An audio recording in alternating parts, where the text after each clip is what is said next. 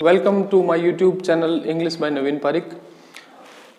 आज हम रीड से रिलेटेड एक और टॉपिक डिस्कस करेंगे और आज हम पढ़ने जा रहे हैं लिटरेरी टर्म्स का एक टॉपिक जिसका टाइटल है सोनेट। तो स्टूडेंट्स, लिटरेरी टर्म्स के बारे में हम बात करते हैं। लिटरेरी टर्म्स सबसे पहले हम देखते हैं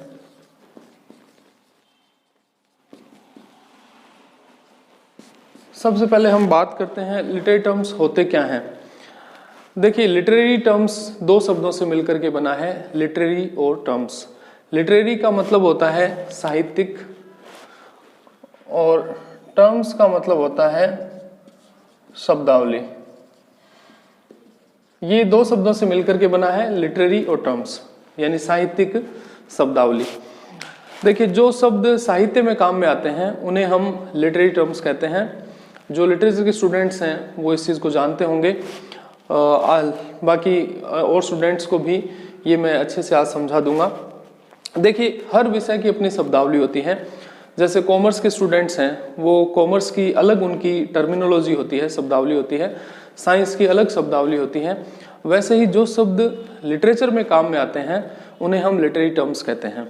ठीक है, तो ये अपनी थी लिटरेरी टर्म्स की डेफिनेशन कि लिटरेरी टर्म्स क्या होते हैं। तो बहुत सारे ऐसे शब्द हैं जो सिर्फ लिटरेचर में काम में आते हैं और बाकी विषयों में उनकी भूमिका नहीं होती है। तो ऐसे बहुत सारे वर्ड्स हैं, जैसे लिरिक है, ओड है, सिमली है, मेटाफर है, एलिजी है, सोनेट है। ये लिटरेचर में काम आने वाले शब्द हैं, तो इनको हम लिटरेरी टर्म्स कहते हैं। आज जो लिटरेरी टर्म हम पढ़ रहे हैं उसका नाम है सोनेट।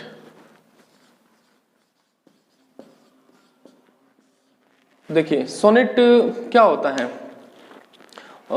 हम सोनेट के बारे में बात करते हैं।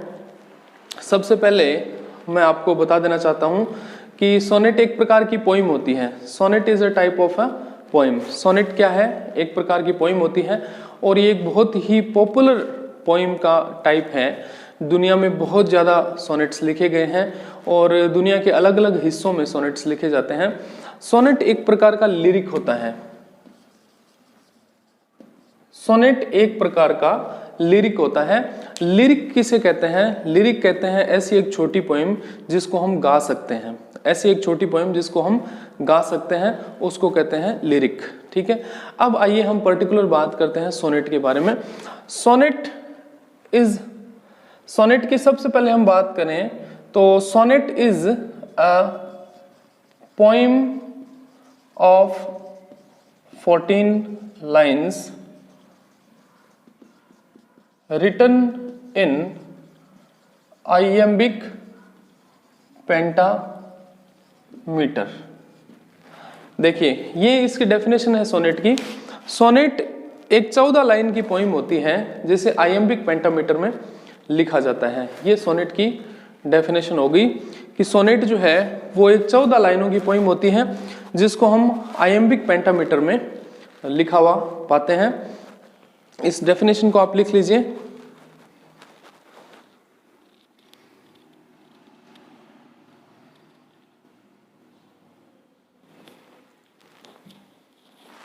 चलिए, अब हम बात करते हैं सोनेट के थोड़े से। देखो, अब इस वीडियो में मैं आपको सोनेट की हिस्ट्री के बारे में बताऊंगा, सोनेट के टाइप्स के बारे में बताऊंगा और मैं आपको इसमें सोनेट के अलग अलग प्रकार जिसमें सोनेट लिखा जाता है। तो कुल मिलाकर सोनेट के बारे में पूरा डिटेल डिस्कशन इस वीडियो में हम करेंगे। तो इस वीडियो को लास्ट तक जरूर देखें और ये वीडियो आपको रीड के लिए या कोई भी कॉम्पिटिटिव एग्जाम की तैयारी आप कर रहे हो तो उसमें आपके काम आएगा। तो इस वीडियो को आप पूरा जरूर देखें।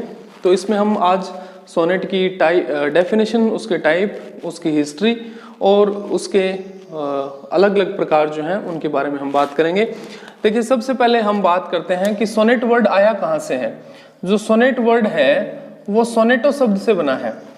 ये सोनेटो जो शब्द है ये एक इटालियन वर्ड है, यानी ये इटालियन भाषा का शब्द है और इसका मतलब होता है साउंड या सॉन्ग।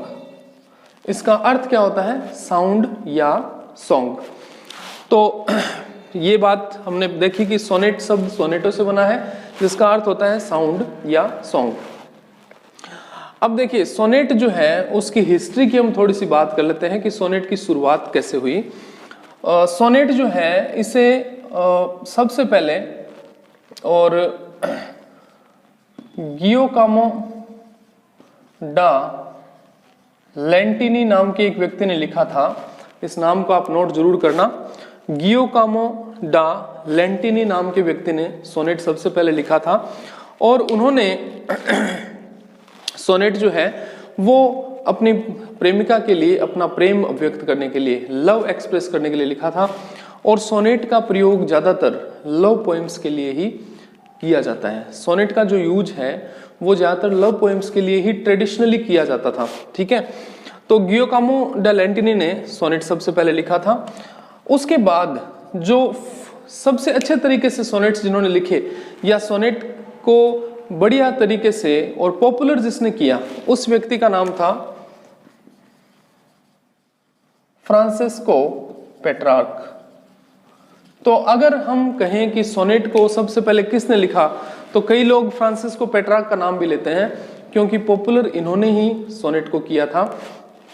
तो पेट्रार्क ने जो सोनेट्स लिखे थे वो अपनी प्रेमिका लौरा के लिए लिखे थे। उनकी बिलविड थी लौरा, उसके लिए उन्होंने ये सोनेट लिखे थे अपने लव को एक्सप्रेस करने के लिए।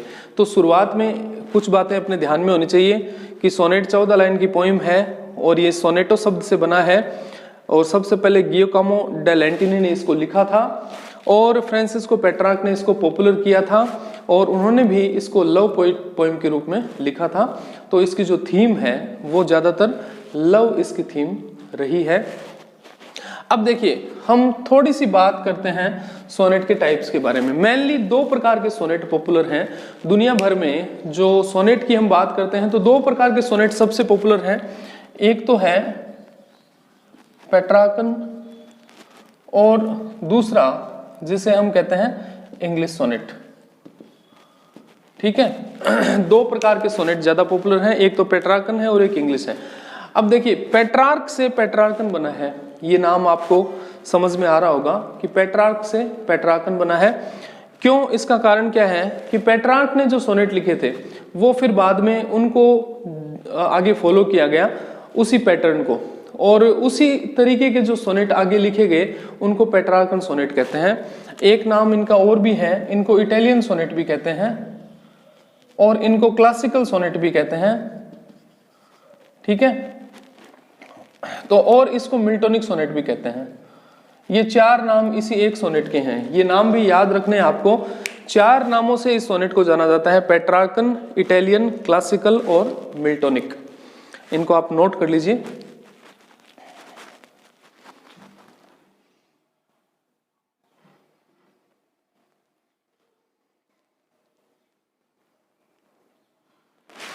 चलिए देखो पेट्रार्कन सोनेट इसको कहते हैं। हालांकि सबसे पहले पेट्रार्क ने इसको लिखा था, लेकिन बाद में क्या हुआ कि इंग्लैंड का एक व्यक्ति था, मेरी बात को आप ध्यान से सुनना। इंग्लैंड का एक व्यक्ति था जिसका नाम था टॉमस वाइट। क्या नाम था? Thomas white. टॉमस वाइट जो है वो इंग्लैंड से इटली गए और वो पेट्रार्क से मिले और उन्होंने उसी पैटर्न पे सोनेट्स लिखे जिस पे पेट्रार्क ने लिखे थे। तो फिर इंग्लैंड में सोनेट आ गया, यानी पेट्रार्क के बाद इटली से इंग्लैंड में सोनेट को कौन लेकर के आए, तो उसका नाम है सर टॉमस वाइट। ठीक है, ये सारे के सारे आपके क्वेश्चंस हैं सोनेट से रिलेटेड। इंग्लैंड में सोनेट कौन लेकर के आया? Thomas white. ठीक है, अब हम बात करते हैं कि पेट्रार्कन जो सोनेट है उसकी थीम या उसका पैटर्न क्या है। अब देखिए मेन इनमें जो डिफरेंस है पेट्रार्कन और इंग्लिश सोनेट में जो डिफरेंस है वो इस बात का नहीं है, लाइनें दोनों में 14 होती हैं, लेकिन इनकी जो फॉर्म है वो अलग अलग है। दोनों की जो फॉर्म है वो अलग अलग है। उसमें क्या अंतर है उसकी हम भी बात करते हैं। देखिए पेट्रार्कन सोनेट जो है उसमें 14 लाइनें होती हैं, लेकिन उसके 2 भाग होते हैं, 8 लाइन्स और 6 लाइन्स। यानी पहली जो लाइनें 8 लाइनें हैं वो होती हैं और उसके बाद 6 लाइनें, ये 2 भाग होते हैं इस सोनेट के, 8 लाइन्स एंड 6 लाइन्स। अब इनके अलग अलग नाम भी हैं। 8 लाइनों को कहते हैं ऑक्टेव और जो 6 लाइनें हैं उनको कहते हैं सेस्टेट। ये नाम भी आपको याद रखने हैं, ऑक्टेव और सेस्टेट। ठीक है, तो इसमें 14 लाइनें हैं, 2 भाग हैं, 8 लाइन्स, 6 लाइन्स, ऑक्टेव और सेस्टेट। अब ये इसमें क्या होता है कि ऑक्टेव पार्ट में पोइट जो है वो हमारे सामने कोई प्रॉब्लम रखता है और सेस्टेट में उसका सॉल्यूशन देता है। यानी ऑक्टेव में वो कोई हमें प्रॉब्लम बताता है और सेस्टेट में हमें उसका सॉल्यूशन बता देता है। तो ये जो चेंज ऑफ थॉट है, यानी ऑक्टेव में प्रॉब्लम की बात करता है वो और सेस्टेट में आकर के उसका सॉल्यूशन देता है, इसके लिए एक विशेष टर्म है जो मेरे फ्रेंड्स आपको याद रखना है, उसका नाम है वोल्टा। उसका नाम क्या है? वोल्टा। यानी जो चेंज ऑफ थॉट होता है, जो विचारों में परिवर्तन होता है, उसका जो नाम है वो है वोल्टा। ठीक है, तो ये आपको ध्यान रखना है।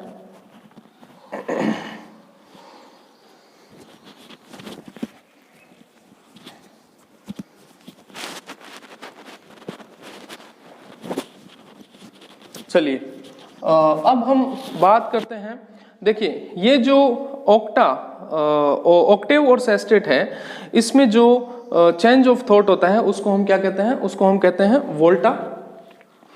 और इसकी जो राइम स्कीम है वो होती है A B C D, sorry ये मैंने उसकी बता दी, A B A C D E। कई बार इसको C D E और D C E ऐसे भी लिखा जाता है और C D भी लिखा जाता है। ये राइम स्कीम आप नोट कर लीजिए। इसकी जो राइम स्कीम है वो है A B B A C D E या C D E D C E या C D। अब देखिए कुछ चीजें आपको पता होनी चाहिए। राइम स्कीम हमने बात की अभी, राइम स्कीम किसे कहते हैं? तो मैं आपको बता देता हूं कि जो राइम स्कीम है उसका मतलब होता है हिंदी में तुकबंदी। उसको हम हिंदी में बोलते हैं तुकबंदी। और तुकबंदी का मतलब है कि जो कविता की लाइनें होती हैं उनके जो अंतिम अक्षर या शब्द होते हैं उनकी ध्वनि जो है वो आपस में मिलती है, उनका साउंड मैच करता है, उसको तुकबंदी कहते हैं। जैसे हिंदी के एक उदाहरण से मैं आपको समझा देता हूँ। हनुमान चालीसा बोलते हुए हम बोलते हैं, जय हनुमान ज्ञान गुण सागर, जय कपीस तिहु लोक उजागर।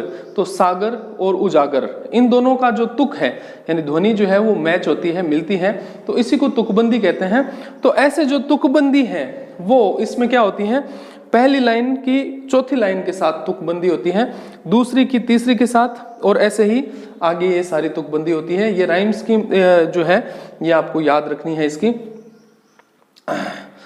अब देखिए जो पेट्रार्कन और इटालियन सोनेट है इसकी हमने बात की, आप इसको लिख लीजिए। थोड़ा सा मैं आपको बता देना चाहता हूं कि मैंने एक बात आपको बताई थी कि ये 14 लाइन की पोइम होती है जिसे आइएम्बिक पेंटामीटर में लिखा जाता है।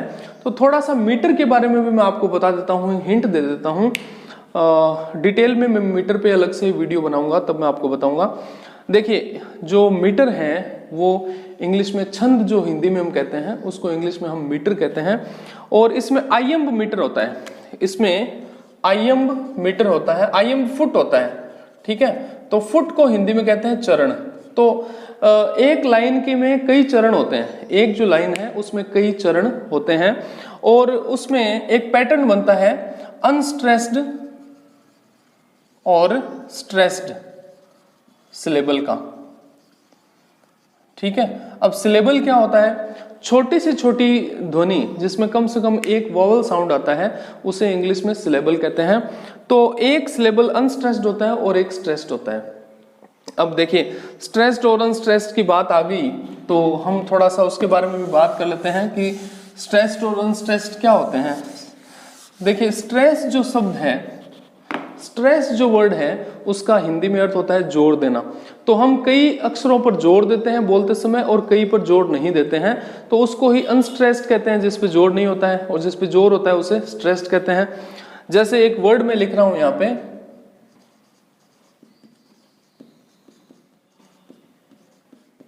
एक वर्ड मैंने लिखा है इमेजिनेशन। अब देखिए इस वर्ड में मैंने ये जहां पे स्ट्रेस है उसको मैंने कैपिटल में लिखा है। हम इसको कैसे बोलते हैं? Imagination, imagination. तो तो इसमें मैं और न इन पे जोर ज्यादा आता है, इमेजिनेशन। तो ये स्ट्रेस है, यानी ये अनस्ट्रेस है, फिर ये स्ट्रेस है, फिर ये अनस्ट्रेस है, फिर ये स्ट्रेस है, फिर ये अनस्ट्रेस है। ठीक है, तो ऐसे इसमें आईएम फुट में क्या होता है कि पहला अनस्ट्रेस होता है और दूसरा स्ट्रेस्ड होता है, ऐसा एक फुट होता है, और दो दो के 5 फुट होते हैं, इसलिए इसको पेंटामीटर कहते हैं। पेंटा का मतलब होता है 5, पेंटा का मतलब क्या होता है 5। तो दो दो के 5 चरण हो गए, तो 2 इंटू 5 बराबर कितने हो गए 10, टोटल हो गए 10 सिलेबल। तो अब आपको समझ में आ गया कि आइएम्बिक पेंटामीटर इसको क्यों कहते हैं, क्योंकि इसमें आइएम्ब फुट होता है जिसमें 2 मात्राएं होती हैं, सिलेबल होते हैं, और 2 2 के 5 चरण होते हैं, तो 2 इंटू 5 बराबर 10, इसलिए इसको क्या कहते हैं आइएम्बिक पेंटामीटर। चलिए अब हम बात कर लेते हैं इंग्लिश सोनेट के बारे में। इंग्लिश सोनेट जो है उसमें और पेट्रार्कन सोनेट में थोड़ा चेंज है, मैंने आपको बताया था, फॉर्म इसकी अलग है। थॉमस वाइएट ने जो पेट्रार्क था उसके पैटर्न को फॉलो किया था। वाइएट के एक मित्र थे जिनका नाम था, पूरा नाम लिख रहा हूं मैं, Henry Howard Earl of Surrey. Henry Howard Earl of Surrey नाम के व्यक्ति थे। इन्होंने क्या किया कि सोनेट में थोड़ा सा परिवर्तन कर दिया। इन्होंने 14 लाइनें रखी सोनेट में, लेकिन उन 14 लाइनों में उन्होंने एक चेंज किया कि उन्होंने 4 4 4 और 2 ऐसे लाइनों को बांट दिया। 4 3 12 प्लस 2 यानी 14। अब ये जो 4 4 लाइनें हैं इनको क्या बोलते हैं, इनको क्वार्टेन बोलते हैं। क्या बोलते हैं, क्वार्टेन। तो कितने क्वार्टेन हो गए, 3 क्वार्टेन हो गए। और जो 2 लाइनें हैं उसको क्या बोलते हैं, कपलेट। तो कपलेट कितने हो गए, 1, यानी 3 क्वार्टेन और 1 कपलेट। ऐसे उन्होंने और 12 लाइनों को, 14 लाइनों को बांट दिया। तो इस तरह से लाइनें 14 ही हैं, लेकिन इसमें उन्होंने जो तरीका है वो बदल दिया, इसका रूप बदल दिया, फॉर्म बदल दी। तो ये एक अलग सोनेट का प्रकार हो गया जिसको हम इंग्लिश सोनेट कहते हैं। और इसी को बाद में शेक्सपियर ने फॉलो किया था, तो इसको शेक्सपियरियन सोनेट भी कहते हैं। इंग्लिश सोनेट को हम और क्या कहते हैं, शेक्सपियरियन सोनेट भी कहते हैं। तो अब देखिए इसकी जो राइम स्कीम है वो भी अलग हो गई। राइम स्कीम इसकी क्या है, A B C D E F और जी। ठीक है, ये इसकी राइम स्कीम है, नोट कर लीजिए इसको आप।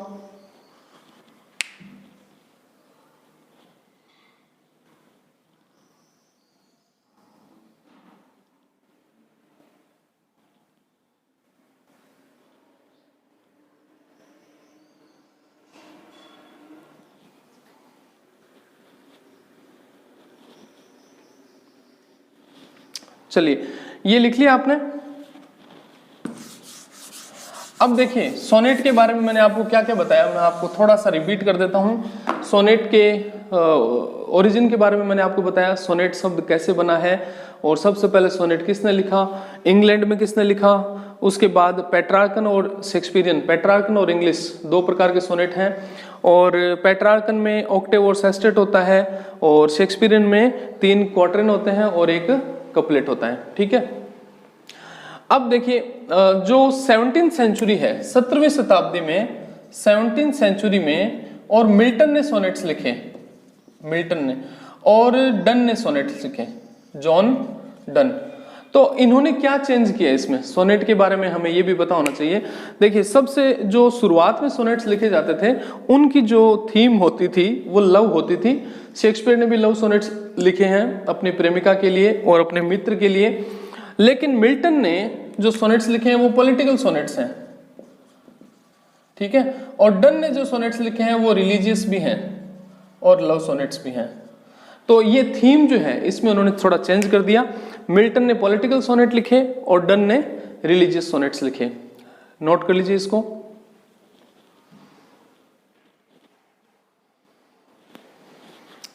चलिए अब इसके बाद सोनेट का एक प्रकार और है जिसकी हमने अभी तक बात नहीं की है, वो है स्पेंसरियन सोनेट। स्पेंसरियन, स्पेंसर ने जो सोनेट लिखा, स्पेंसर जो एडमंड स्पेंसर एक पोइट हैं, एडमंड स्पेंसर, उन्होंने जो सोनेट लिखा उसमें उन्होंने थोड़ी सी राइम स्कीम में और उन्होंने चेंज कर दिया। उन्होंने क्या किया, A B B C C D और ई एफ और जी 4 4 8 4 12 सॉरी, इसमें ए बी सी डी ई, ये इन्होंने इसका पैटर्न रखा। ए बी सी डी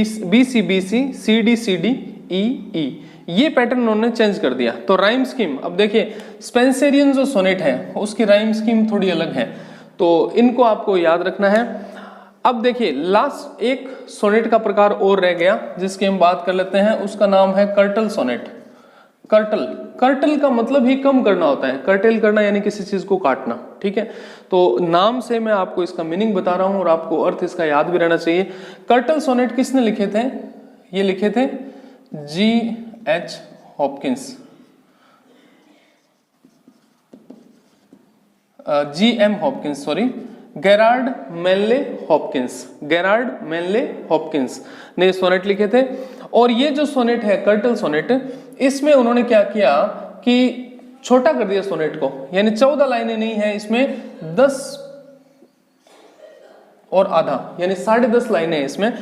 इसको हम ये भी कह सकते हैं कि इसमें 11 लाइन्स हैं, ठीक है, इसमें 11 लाइन्स हैं, इसको नोट कर लीजिए।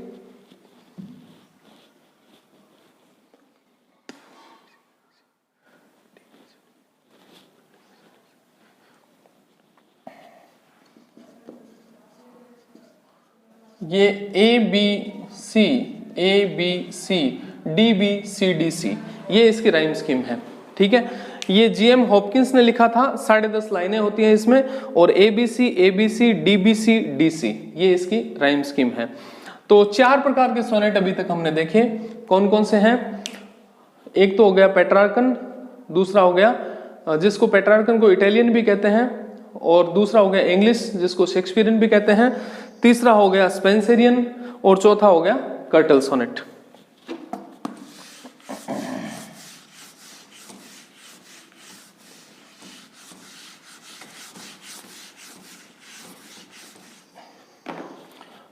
अब देखिए जो सोनेट्स के कुछ और टाइप हैं जिनकी भी हमें बात करनी चाहिए, तो उनके बारे में मैं आपको बता दूं कि सोनेट्स जो हैं वो बाद की जो सेंचुरीज हैं उनमें सोनेट थोड़े अलग तरह से लिखे गए हैं और उनमें थोड़ा चेंज भी किया गया है। उनके नाम मैं लिख देता हूं यहाँ पे।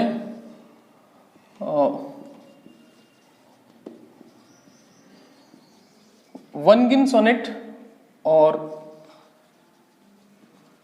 क्राउन सोनेट और रिवर्स सोनेट, ये मेन 3 टाइप के सोनेट हैं, इनको लिख लीजिए आप।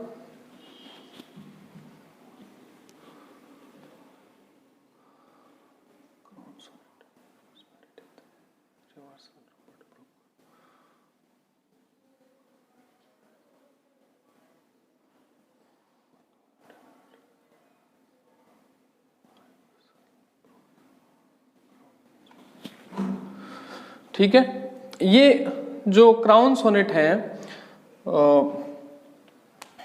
इसको और जॉर्ज मेरेडिथ ने लिखा था। जॉर्ज मेरेडिथ नाम की पोइट हैं, उन्होंने इसको लिखा था। और रिवर्सल सोनेट जो है इसे रूपर्ट ब्रूक ने लिखा था, ठीक है। और वनगिन, ये एक नॉवल है वनगिन, उस नॉवल से इसका नाम पड़ा है वनगिन सोनेट। तो देखिए क्राउन सोनेट में क्या होता है कि जो पहला एक सोनेट है उसकी लास्ट लाइन जो होती है वो दूसरे सोनेट की फर्स्ट लाइन होती है, और दूसरे सोनेट की जो लास्ट लाइन है वो तीसरे सोनेट की फर्स्ट लाइन होती है। ऐसे एक सीक्वेंस बनती है, तो उसको क्राउन सोनेट बोलते हैं। रिवर्सल सोनेट में क्या है कि उन्होंने क्या किया, कपलेट पहले लिख दिया और क्वार्टरेन बाद में, यानी उल्टा कर दिया। रिवर्सल का मतलब क्या होता है, उल्टा।